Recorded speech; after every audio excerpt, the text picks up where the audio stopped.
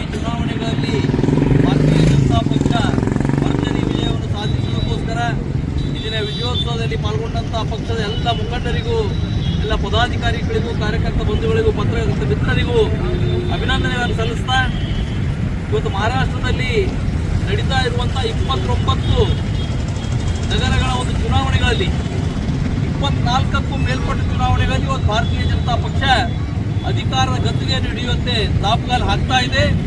ವಿಶೇಷವಾಗಿ ಮುಂಬೈ ಮಹಾನಗರ ಪಾಲಿಕೆ ಬಹುಶಃ ಒಂದು 4-5 ರಾಜ್ಯಗಳು ಸೇರಿಸಿದ್ರು ಕೂಡ ಅಷ್ಟು ಬಜೆಟ್ ಆಗೋದಿಲ್ಲ. ಇವತ್ತು ಮುಂಬೈ ಮಹಾನಗರ ಪಾಲಿಕೆ 60,000 ಕೋಟಿ ರೂಪಾಯಿ ಬಜೆಟ್ ಇರುವಂಥ ಒಂದು ಮಹಾನಗರ ಪಾಲಿಕೆ. ಇವತ್ತು ಆ ಮಹಾನಗರ ಪಾಲಿಕೆಯಲ್ಲಿ ಈಗಾಗಲೇ 227 ಸೀಟ್ಗಳಲ್ಲಿ 127 ಸೀಟ್ನಲ್ಲಿ ಬಿಜೆಪಿಯ ಒಂದು ಮುನ್ನಡೆ ನಡೀತಾ ಇದೆ. ಅಲ್ಲಿ 100% ನಮ್ಮ ಒಂದು ಅಧಿಕಾರ ಆಗೋದಿದೆ. ಪುಣೆಯಲ್ಲಿಯೂ ಕೂಡ 80ಕ್ಕೂ ಮೇಲ್ಪಟ್ಟ ಸೀಟ್ಗಳಲ್ಲಿ ಇವತ್ತು ಭಾರತೀಯ ಜನತಾ ಪಕ್ಷ ಮುನ್ನಡೆಯಲ್ಲಿದೆ. ನಾಗ್ಪುರ್ನಲ್ಲಂತೂ 100% ಬಿಜೆಪಿನೇ ಎಲ್ಲ ಸೀಟ್ಗಳ ಗೆದ್ದಿತಾ ಇದೆ. ಈ ರೀತಿ ಎಲ್ಲ ಕಡೆ ಮಹಾನಗರ ಪಾಲಿಕೆಗಳು ಬಿಜೆಪಿ ತೆಕ್ಕೆಗೆ ಬರ್ತಾ ಇವೆ. ಇದು ಏನು ಸಂದೇಶ ಅಂದರೆ, ಇವತ್ತು ಮಹಾರಾಷ್ಟ್ರದಲ್ಲಿರುವಂಥ ದೇವೇಂದ್ರ ಫಡ್ನವೀಸ್ ಸರ್ಕಾರ ಮತ್ತು ಕೇಂದ್ರದಲ್ಲಿರುವ ಒಂದು ಸರ್ಕಾರ, ಡಬಲ್ ಇಂಜಿನ್ ಸರ್ಕಾರಗಳ ಅಭಿವೃದ್ಧಿ ಕಾರ್ಯಕ್ಕೆ ಜನ ಮನ್ನಣೆ ನೀಡಿದ್ದಾರೆ. ಕಾಂಗ್ರೆಸ್ನವರು ಹೇಳ್ತಾ ಇರುವಂಥ ಮತಚೋರಿ ಇರ್ಬೋದು.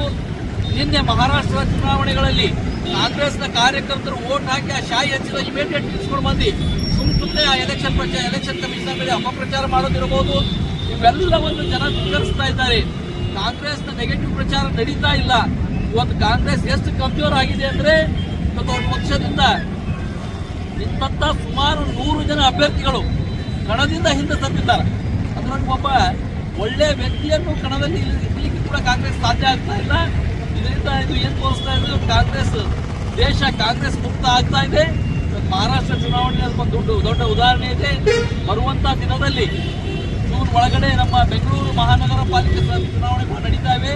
ಅಲ್ಲಿಯೂ ಕೂಡ ಹಾಗೂ ಬರುವಂಥ ದಿನದಲ್ಲಿ ಜಿಲ್ಲಾ ಪಂಚಾಯತ್, ತಾಲೂಕು ಪಂಚಾಯತ್ ಚುನಾವಣೆಗಳು ಕೂಡ ನಮ್ಮ ಕಾರ್ಯಕರ್ತರ ಚುನಾವಣೆ ಕರ್ನಾಟಕದಲ್ಲಿ ನಡೆಯುತ್ತಿವೆ.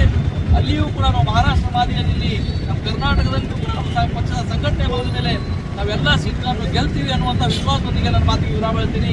ಎಲ್ರಿಗೂ ನಮಸ್ಕಾರ, ಧನ್ಯವಾದ.